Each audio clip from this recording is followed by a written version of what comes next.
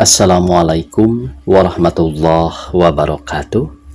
Pamirsa subscriber YouTube Mang Cecep Gora Bacep anu satia satuhu manco di mana wae ayana.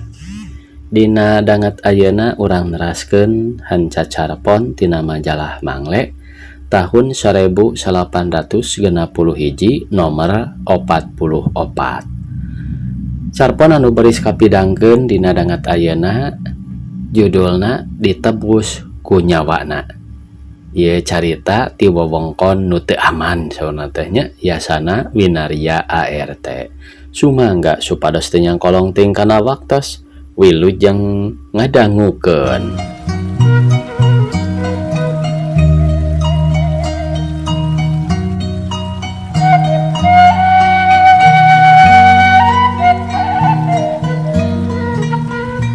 Di leuweung lebah lamping gunung kaayaan geus sareupna, panasna panon poe nu keur berang poharanga betrakna, harita mah geus teu karasa deui, tatangkalan galade mindingan sinar surya nu geus reup-reupan.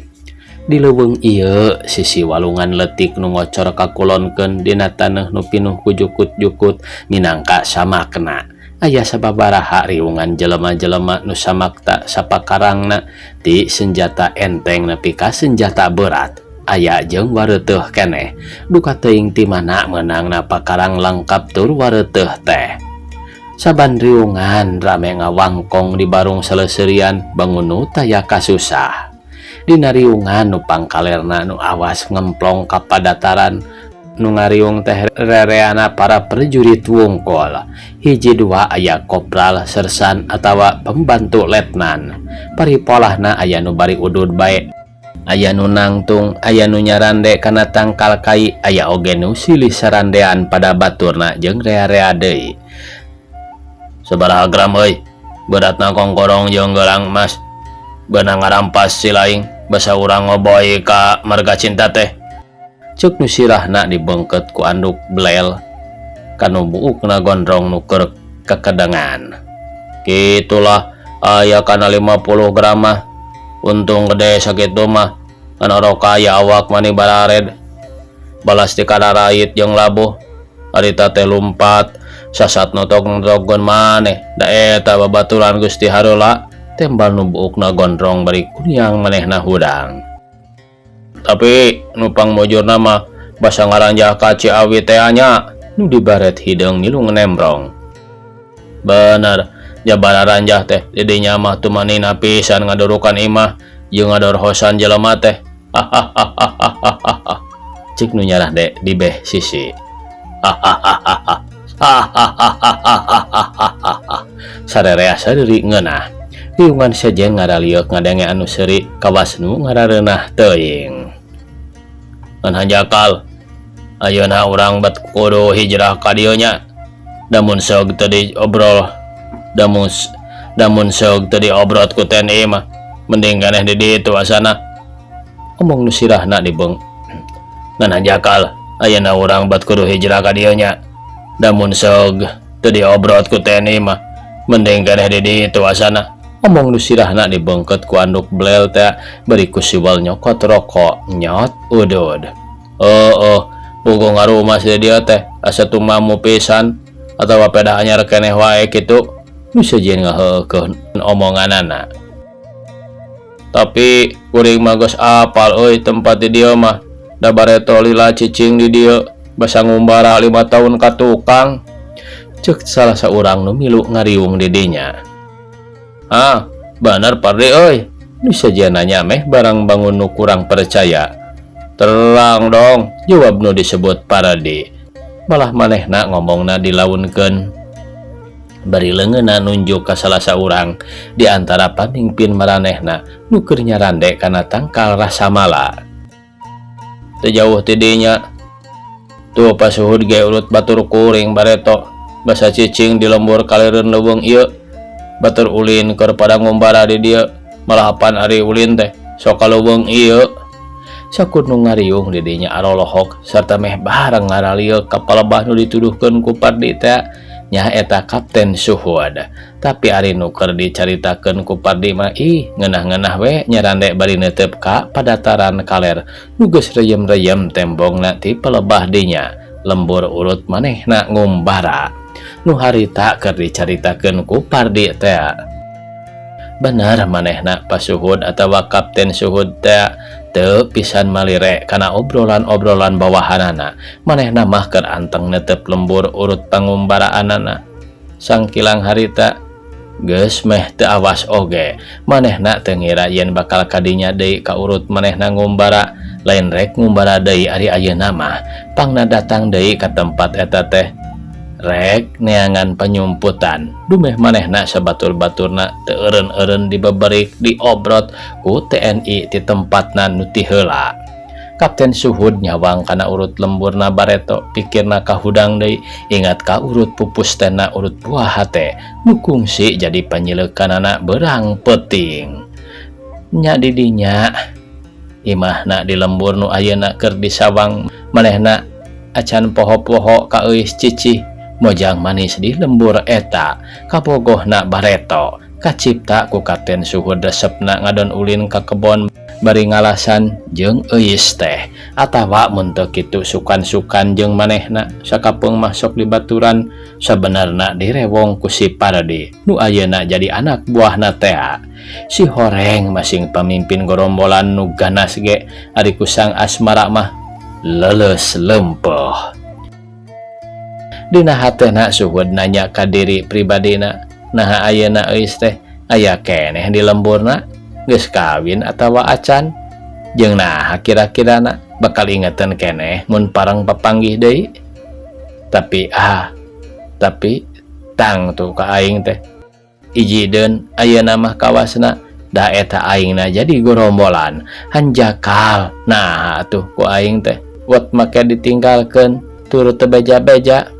Nah atuh deui aingna wot teu pupuguh make jadi kabawa ku sakaba-kaba sapeda kabongroy ku pangbibita dunia barana. Mangkaning penting ieu pisan aing sabatur-batur dikudukeun ngagempur kampungna. Nya temen mun imahna manehna atawa indung bapana jadi korban katelengesan anak buah aing. Da pan dihenteu-henteu ge manehna teh masih keneh dipikaberat ku aing. Pawas geus kersaning pangeran mere babalik pikir ka jelema anu tadina kabawah sasar bat make boga hate karunya sagala nu biasana taya ras-rasan teh. Eta kitu pedah ka manehna duka atuh. Merdeka Pak, ceuk prajurit nu datang ka hareupeun manehna. Merdeka, aya naon? Tembal Kapten Suhud daruwas asa kagebah tina ngalamuna. Bapak dihaturan ka markas ku Mayor bade ngabadantenkeun balang siar engke wengi. Ceuk Kapten Suhud. Jung manehna nangtung bari ngagilirkeun pistol otomatis. Geus kitu calana jeung tonggong bajuna ku manehna dikeprukan bisi aya kokotor napel. Maklum tas diuk jeung bari nyarande teh. Gempungan para pamimpin gorombolan geus nyieun putusan yen peuting eta teh baris nyerbu lembur nu ti sorena keneh geus dirarancang nyaeta lembur tempat pangumbaraan Kapten Suhud Bareto.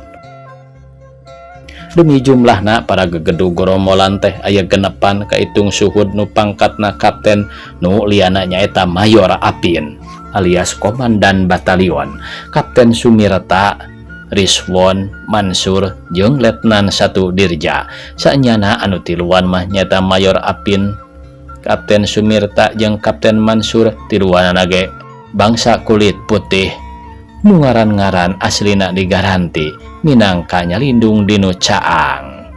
Harita sakabeh anggota gorombolan geus tatan-tatan pakarangna samakta kira-kira geus waktuna ngagempur. Bring sararea arindit ngajugjug lembur nu rek diranjah teh nu pernahna tepati jauh ti leuweung tempat matuh maranehna.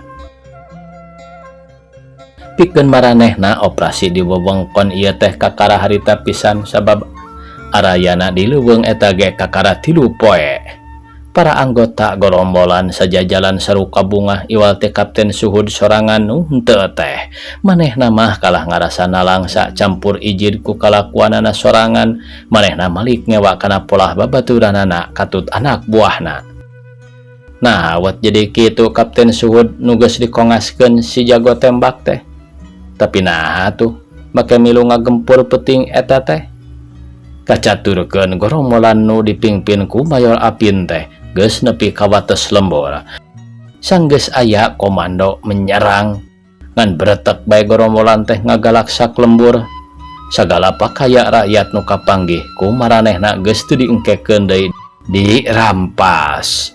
Rakyat nu aya bangun ngalawan mah tetapa sini deui kontan didorhos daya ras-rasan.